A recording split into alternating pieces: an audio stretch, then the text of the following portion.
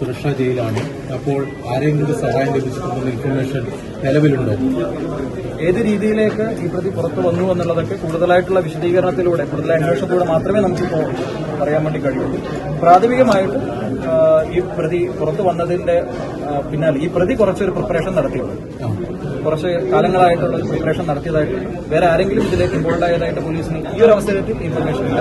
അത് കൂടുതൽ അന്വേഷണത്തിൽ വിധേയമാക്കുന്നത് അതീവ സുരക്ഷാ സെല്ലായതുകൊണ്ട് തന്നെ രാത്രി അവിടെ പാറാവ് സെല്ലിന് പുറത്ത് പാറാവ് അതൊക്കെ കൂടുതൽ അന്വേഷണത്തിന്റെ ഭാഗമായി പറയേണ്ടുന്ന കാര്യങ്ങളാണ്. അത് കൂടുതൽ അന്വേഷണത്തിന് ശേഷം കൂടുതൽ കാര്യങ്ങൾ ഏതെങ്കിലും രീതിയിലേക്കുള്ള വീഴ്ചകൾ ഇതിലുണ്ടെങ്കിൽ ആ കാര്യങ്ങളൊക്കെ പിന്നീട് പറയണം. എത്ര നാളുകളുടെ തയ്യാറെടുപ്പുണ്ടായിരുന്നു? ഏകദേശം 20 ദിവസത്തിന് മുകളിലുള്ള തയ്യാറെടുപ്പായിട്ടാണ് നമ്മൾ പ്രാഥമികമായിട്ട് നടത്തുന്നത്. ബാക്കി കാര്യങ്ങൾ കൂടുതലായിട്ടുള്ള